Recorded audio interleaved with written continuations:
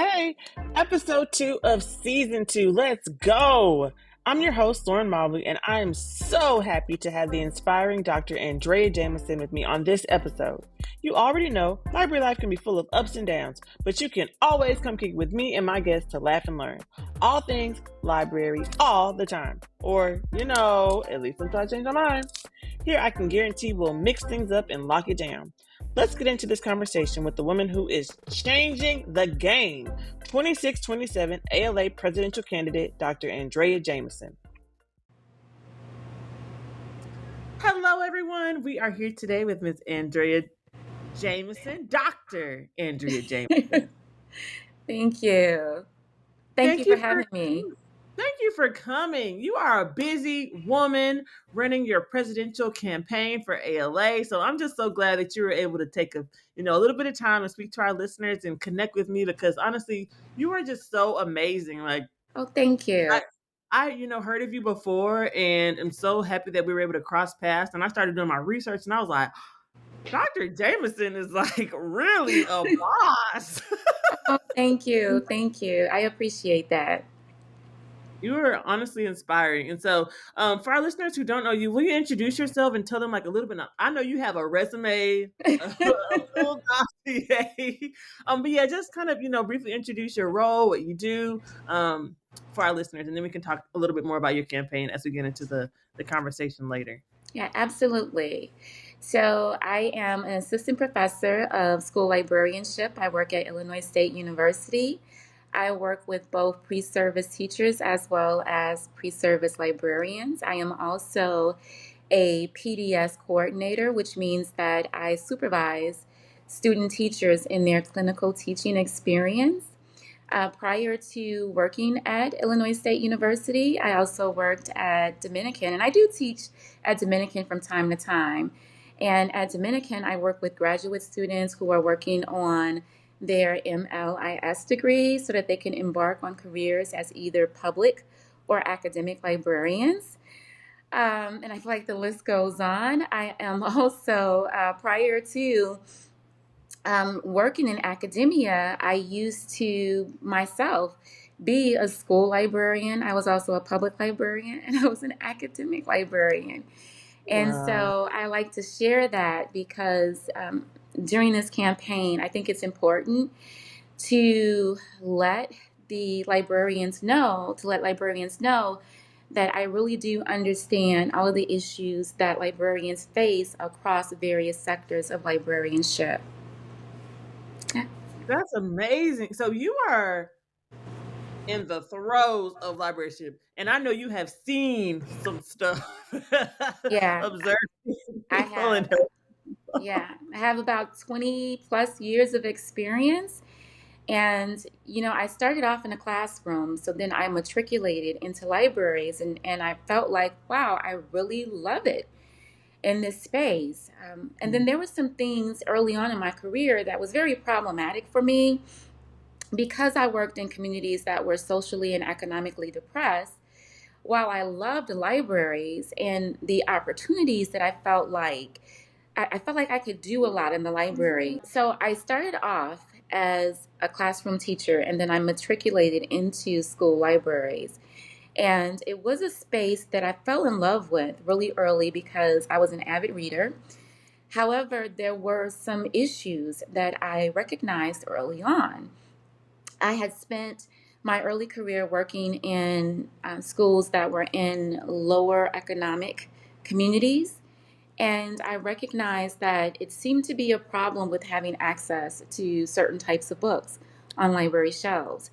And so that led me to do further research, which later led to my dissertation, The Train That Never Left the Station, to look at how libraries address diversity and equities in library spaces. And so, I've seen a lot.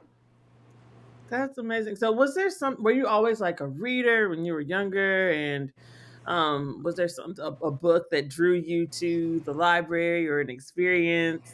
And I think I know the answer to this. So Yeah, absolutely. So I was an avid reader when I was younger. However, I read a lot of different books, but I did not read a book by an African American author until I was about 14 years old. And that was a book, and it didn't come through my school or my school library. It was a book that a relative gave to me as a graduation present when I graduated from eighth grade. And the relative gave me three books. It was Asata Shakura, the biography of Asada. And I also read Their Eyes Were Watching God, and a book that I still love until this day, Mama Day by Gloria Naylor. Oh, I yes. read all three of those books over the course of one summer, and it changed the entire trajectory of my life because up until that point, I had read books, that were authored by white authors. And I really didn't get a chance or have the opportunity to see myself in those books or to even understand that it was possible for a little black girl like me to be a writer. And so I was able to see possibilities for myself through reading those books. Their Eyes Were Watching God. That book left such an impression on me. I still remember the opening of that book, which says, "Ships at a distance have every man's wish on board." And I read that when I was 14 years old. I love that book. When I used to teach 11th grade ELA, we would teach it every year, and I was just like, oh, hoping my kids would love it as much as I did. Yeah, and that's the power of literature. And I think that's the power. That's why it's so important to have so many different types of books in schools and in libraries so that students can have the opportunity to connect with those stories that will really resonate with them. I often tell my students, especially the teachers, that the pre-service teachers that I'm working with, I'm like, students are either going to remember you for two reasons. Either you were a really great teacher or you were a really bad teacher. And I tend to feel the same way about books, right? Students are Mhm. going to either remember those books that really resonate with them because the stories are just so powerful and it speaks to them in just many different ways. Or they're going to remember, um, those stories that did not appeal to them in any type of way. So it's really important to make sure that all students have access to books that can speak to them. Absolutely. And that's a great segue for the Coretta Scott King breakfast. Well, not just the breakfast, but the award. But I know you are heavily involved in all the processes. If I'm not mistaken, you were over the breakfast at one time, and now, lastly, you were on the jury for this year. Yes, so when ALA had their annual conference in Chicago, which was a few years ago, I was the chair of the breakfast committee. Prior to that, I had served as a member of the breakfast committee. And it's a great experience because you really get to know the ins and outs of what it takes to put together such a prestigious award. Mm. And I am just so honored. I'm honored for so many different reasons. One, because I get to meet so many great librarians who are vested in really preserving the legacy and history of the Coretta Scott King Book Awards and the work that Mrs. Coretta Scott King did, and really just making sure that her husband's work and legacy of just peace and unity continued. And then, also just spreading that message through literacy for young children, young African American children. And so I love it. So after being the chair of the breakfast, I was later voted onto the jury, the Book Awards jury.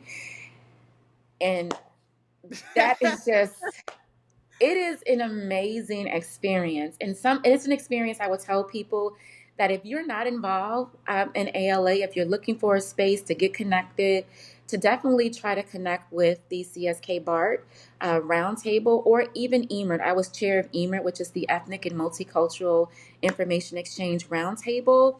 Those are just two really amazing groups to connect with. But the Book Awards jury is just tops. There's no other experience. Is it easy to get into these things? Is it kind of like, I don't know, how easy is it for somebody to join or be a part of these different roundtables and these different juries and these different, committees within ALA?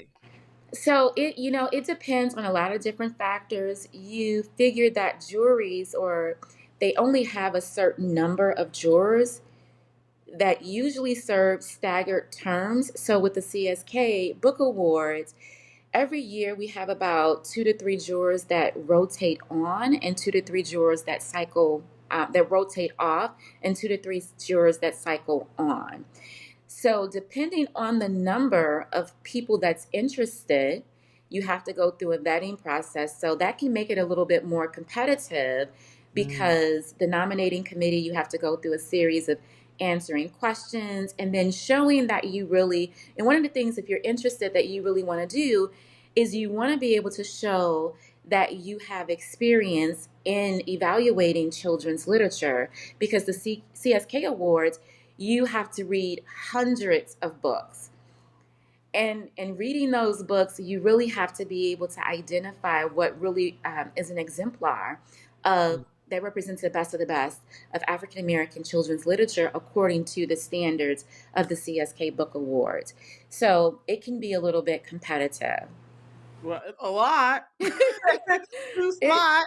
You got yeah. to prove this like the Hunger Games for these jury spots. Yeah, these are coveted positions. And for, they're volunteer positions, but they're very coveted because the experience is just, you're never going to have another experience like it. You work very closely with other jurors. And again, you have the opportunity where publishers are sending you hundreds of books. So if you love to read, right, this is the creme de la creme. This is like the coup de grace. You get a chance to read new and exciting books that you may not have otherwise have been introduced to, um, until you've been on a position like this, because you're receiving so many different books. And so after you read them, do you guys like meet and discuss them? Is there like a form you fill out, like reviews or like, surveys? Yeah, there is a deliberation process, and that deliberation process can take days, but it becomes very intensive discussions about the books. And of course, all of the jurors, we're giving like, we have a very strict kind of rubric that we use to kind of discuss each of the books by, and and it sometimes it becomes very, um, these Heated. discussions can go, yeah, heated discussions, because you have so many good books. And so just imagine reading hundreds of good books, and you're coming to a table with with people who have different perspectives on those books, and you have this kind of guideline, and you're going through these questions, and you essentially, you're placing these books under a microscope. Yeah. And and it becomes a very, very intensive process, but it's very rewarding, and I'm going to tell you why it's rewarding. It's like the ultimate book club. It is the ultimate book club and the ultimate discussion club. So you have to make sure that when you come to that discussion, you're able to say no on this page, and Ooh. it gets very heated.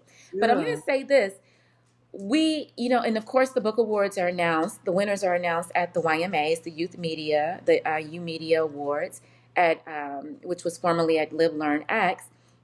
But what is great is that you have so many different awards that come together, and they announce the winners.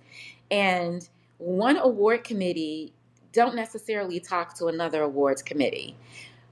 But the feeling that we get when we select a book, when we agree upon a book for a particular award, and to see that maybe Caldecott or Newberry also selected that award, and we have not talked to each other, and we don't even know what books are being considered, that is like, we knew it. We knew that was a great book. Wow. It's like, I never even thought about that. yeah, so it makes that deliberation process, even though it is intensive, even though we spend long hours in it, when we come out of it and we see that other books, the books that we've selected or that made the cut, are selected by other jurors, we're like, okay, we were on the right path, or we were in sync in thinking that these books do represent the exemplars. And what's even better, when we look at that mock sort of book awards list that they put out with the youth, and then when we go back and look at the books that kind of make the cut, and then we say, okay, students are actually thinking along the same lines, we feel good about the work that we're doing. I mean, it's just a phenomenal experience. And then the breakfast, right? Yes. That is so Yeah. cool. An intense experience, and I know that your campaign has been an intense experience as well. Yeah. So tell us about your running. Why did you want to run? Where did this come from? So so aside from me just having experience in librarianship and just being very cognizant of the issues that librarians face, we're really living in a time right now where I think it's very important for us to have, for the American Library Association to have a leader who is going to address our current social and political climate in relationship to how it impacts libraries. That's important to me because I'm an educator. I am working with pre-service librarians and pre-service teachers, and we're constantly having discussions. And we have some really intense discussions. And I hear a lot of the apprehension or the concern about even moving into this field of librarianship. And I know myself as an instructor, I am asking students to be, when they get into this field, to be advocates, to advocate for intellectual freedom. And my motto has always been, I will never ask students to do anything that I'm not willing to do for myself. So I in a sense, feel this obligation to my students to make sure that the field that I am preparing them to go into, that one, I have been a good steward of that field, so that I know that I am passing along something to them that they can feel good about going into. And another thing is that because they're newer, Mm-hmm. a lot of them, they don't have the language to advocate. They may not even feel secure because there's so much backlash that librarians are experiencing in terms of losing their job, especially school librarians. And I want to say this, I am standing completely in solidarity in this election with school librarians. So they may feel as if they don't have the voice and they don't have the ability to effectively advocate. I've been in this industry over 20 years. I'm in my 50s. I know that I have the voice and I know that I have the experience. And so I feel like those of us that can advocate, I'm advocating from a certain position of privilege. And I want to use that privilege to make it easier for the librarians that are coming behind me and for those that don't have that voice to advocate for themselves. So that's why I'm running. That's amazing. And honestly, once you said that you're in your 50s, I kind of zoned out because I was like, wait, what? Y'all said Yeah. Dr. Jameson? Oh my goodness. I am in my 50s and I am You reminded of look it every great. time. Thank you. But every time I go to the doctor and they're like, your blood pressure, you're this, I'm like, okay. So I am reminded of it. Oh my But goodness. yeah, so that's how I got here. And then of Hmm. course I had some members of EMERT. I was a 2-term chair of EMERT, and I had members say, you should really consider running for ALA president because I've had people share with me, we really appreciate the work that you have done in EMERT, and we think that library, the organization could benefit from that. And so that was inspiring for me, and that was sort of a motivation for me as well. What are some of your goals or like initiatives, your platform or vision to support ALA as president? And how will that impact school librarians? So first and foremost, I am very big on advocating for pro library legislation and protections for all library workers. Again, the reason being is because we live in this climate, this social and political climate where the very mention of certain terms like DEI, right, is viewed as divisive.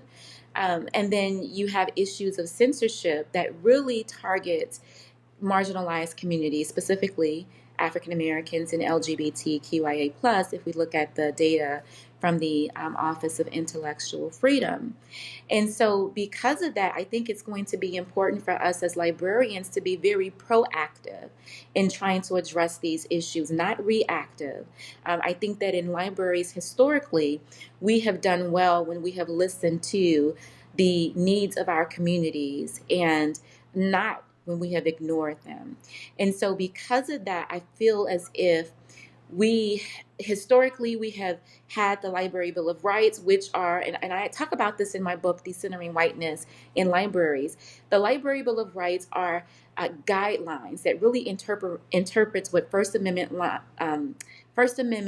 rights look like within library settings. The problem is, and this is why the Library Bill of Rights has been criticized, they're not enforceable. So they do little in terms of really protecting librarians. And so I feel that in order for us to really thrive and to really make sure that we are going to survive over the course of the next 10 years, we need pro-library legislation because we have anti-library and librarians legislation. So that's my first goal. My second goal is to definitely combat this misinformation that has been perpetuated about librarians.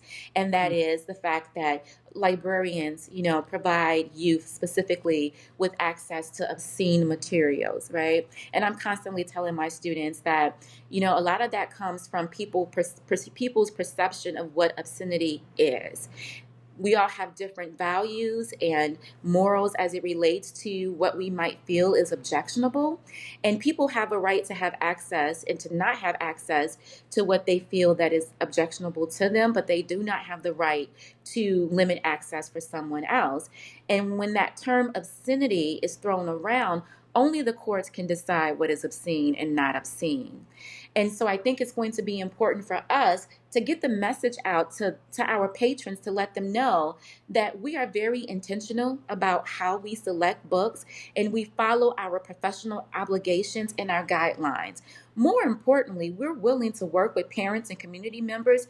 If they do not want to read a certain book, they do not have to read that book. Right?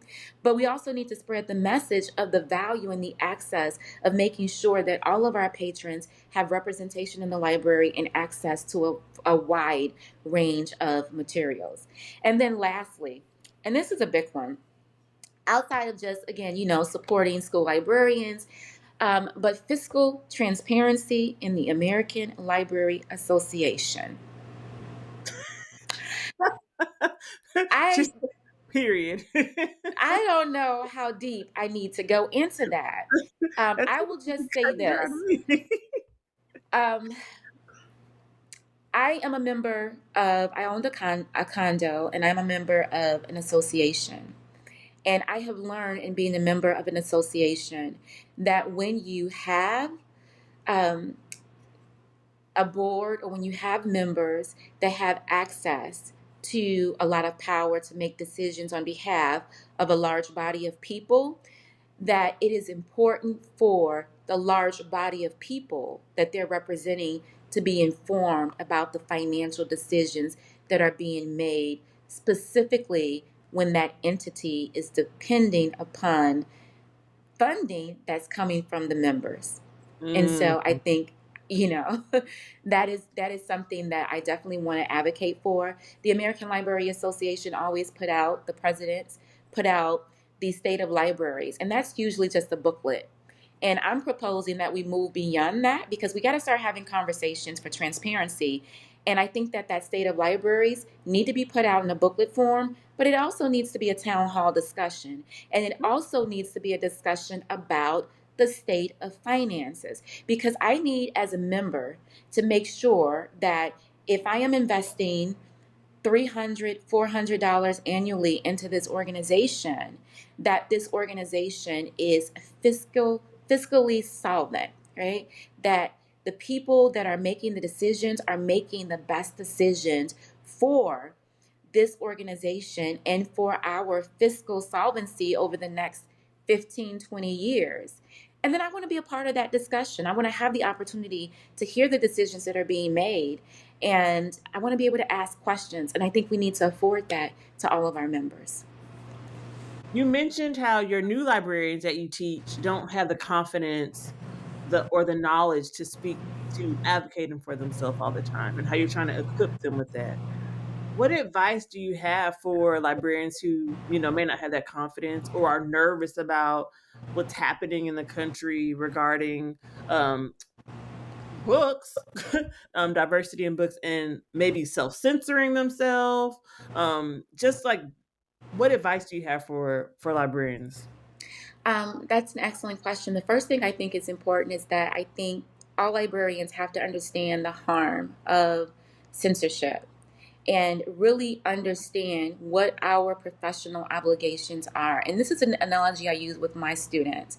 When I was younger, I read a lot of books that were not representative of the African American community, and it did not represent African Americans in a positive light, right? I can name those books like The Adventures of Tom Sawyer, Huck Finn, right? The language that was in those books and how, looking back now, was very demeaning to myself and to my sort of self-efficacy as an African American young female, listening to language that was kind of derogatory.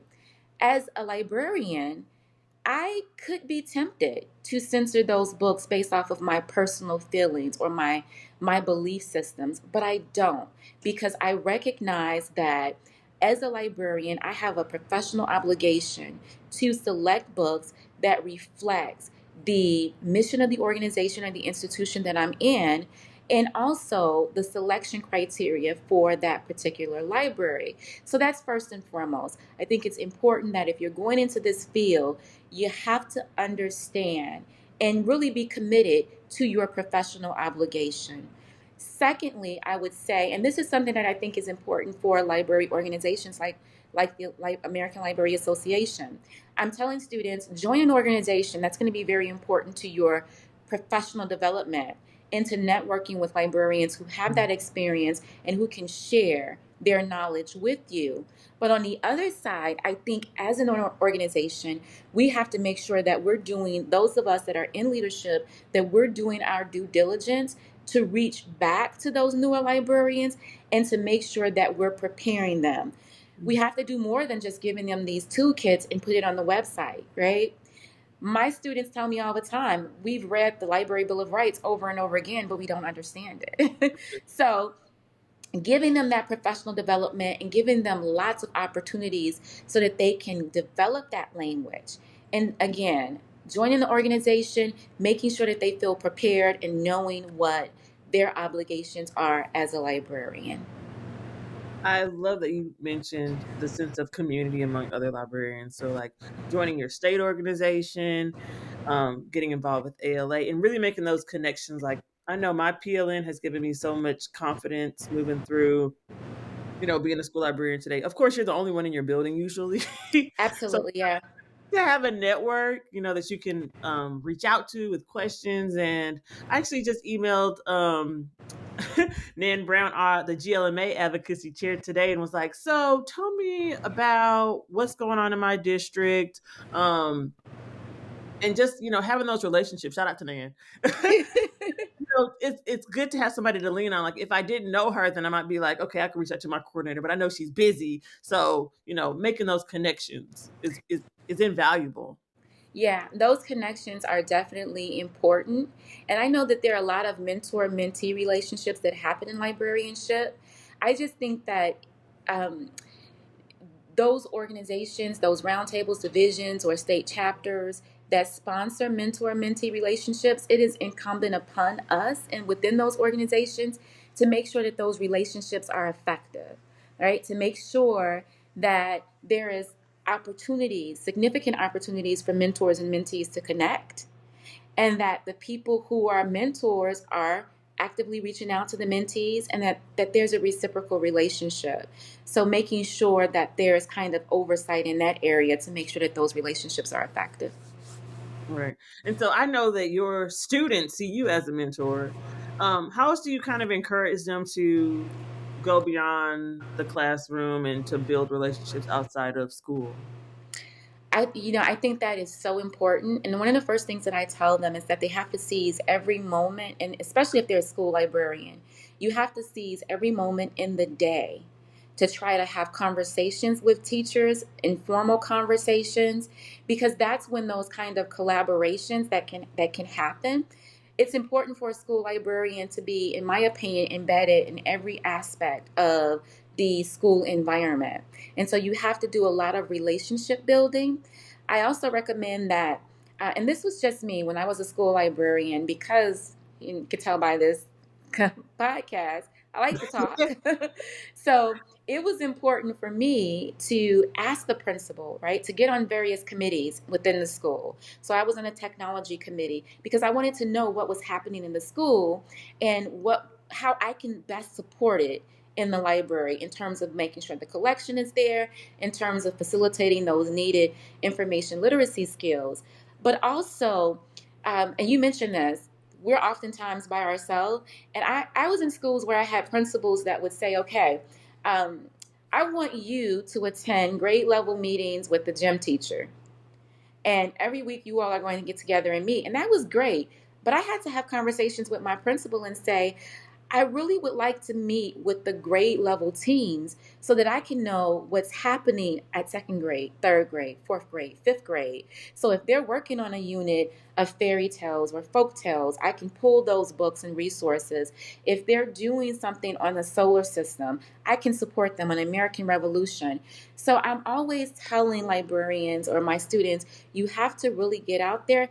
Being a librarian is a leadership position. Mm. It's not you're just in the classroom working in your own little microcosm. You actually have to get out there and network, go beyond the school, meet everyone in the school, find out what the committees are, be a part of those committees, because you are supporting the mission of the school, and the work that you do undergirds the curriculum. And then go outside, right? Partner with the public librarian, which is why I'm running, because I see opportunities for us as librarians to partner. If we are going to face what's happening in society right now, we're going to have to do it together, Mhm. right? Which means that academic school, public, special librarians, we're going to have to work and partner together, and also maybe start even reaching out to schools and partnering with schools because we have a vested interest in curriculum.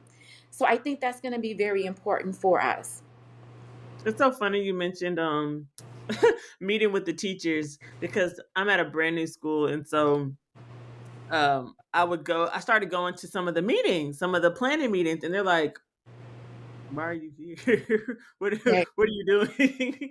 I'm like, oh, I'm just here to add my 2 cents and to see what you guys are doing. So now they're kind of like, being more receptive. But at first, Yeah. they're just like, why is she here? So you guys, if you're somewhere and they look at you funny, it's okay. They'll get used Yeah, to it's normal. And sometimes it's the effect because if you're coming behind another school librarian, you don't know the relationship that school librarian has had with the teachers. And sometimes the teachers deal with you based on their experience with the prior school it. librarian. So you have to come in like tearing down walls, like, oh no, I'm different.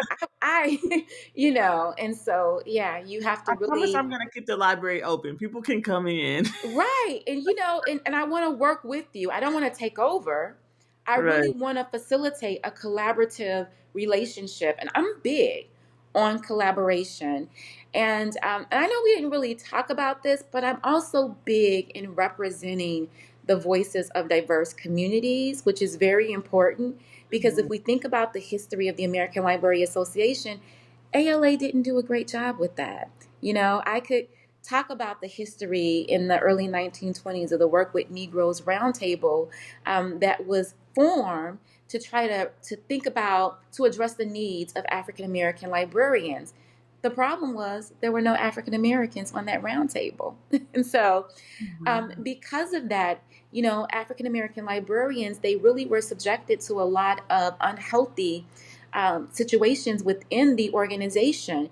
And so, because of that, if I were elected as president of the ALA, it is vitally important for me to make sure that all voices, especially those in underrepresented and marginalized communities, are brought to the table and those voices are heard. We got to have some difficult conversations. I can tell you, Lauren, I've had librarians come to me and say, hey, these are my experiences, but I can't get to counsel. And when I bring it up, I'm shut down. No one really wants to talk about it because they feel like it's too political, it's too controversial, and we need to be neutral as libraries. Everyone knows my point of view.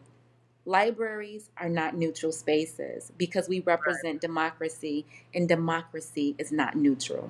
Thank you for that. Yeah. Right. Before we wrap up, I want to ask you my ending question. What are you reading? What am I reading right now? So, I just came back from Live Learn X, and I had to. I moderated a session with author Nick Brooks. Shout out to Nick Brooks. Yes. Phenomenal author, author of the book Promise Boys, and Promise Boys is just an excellent book. But I also received an ARC of Up in Smoke. So His I brand am new book, currently, yeah, I am currently, I read Promise Boys about a year ago, and I read it again on the plane. I spent 3 hours on the plane, and I read the entire book. It was that good. And so now I've just started Promise Boys, so I have that sitting by my bed, and it's like, that's my next book. And Up in Smoke. Up in Smoke. And then it's so funny because I co-read with my son, and we listen to audiobooks all the time. And so at night sometimes we cuddle up and we'll listen to an audiobook. And by far the audiobook that I have on rotation is drum roll. It is Bud Not Buddy. Oh. We have that book on rotation. We absolutely love it. So that's one of the books that I kind of co-read with my son, or we co-listen to. I'm gonna make sure that I share those. Again, Dr. Jamison, I'm so grateful. Before I let you go, is there anything that you'd like to share? Where can our listeners find you? How can they connect with you? When does voting happen? What's up with the election? Yes, so voting will happen in March. And so ALA will send out a news blast via ALA Connect. So please look out for that. But by the end of March, you should be voting. You can find more information about me at www.andreajamison.com. And I'm online. I am my social media. I am on Threads, and I'm also on Instagram. I pulled out of X for many different reasons, but and I'm A Chi-Town J on those platforms. I've done a TED Talk. My book, Decentering Whiteness in Libraries Through Inclusive Managed Collection Management Practices, is available online. I am currently, I was asked to submit a proposal to Harvard. So I may have another book coming out about intellectual freedom. And so, yeah, TED Talk. I've done a lot of different things. I've been around, and I hope to be around for a while longer, much longer, to continue doing this work. Well, we are standing behind you. I'm standing behind you. Thank you so much. When you are president of we are so grateful to have you on this podcast. Thank you. This has been such an inspiring talk. Thank you so much. Thank you so much. Thank you to your listeners for even just pressing play and giving me the opportunity to share the platform and the vision. And I say this, I don't know if it's a thing yet, but I feel like if people were to ask me, why should I vote for you? I think a vote for me is a vote for democracy, and libraries represent the cradle of democracy, according to Andrew Carnegie. Thank you so much. Chef's kiss. Thank you. Dr. Jamison is so amazing. She left me in awe of her brilliance. I can only hope to be a sliver as awesome as she is. I hope that you will vote in this upcoming ALA election. It's imperative that we have a leader who fights for democracy and won't sit by the wayside. I believe that woman is Dr. Jamison, and I am proud to support her. Thank you for tuning in, and I hope you'll be back next week for a talk with Yaritza Villalba.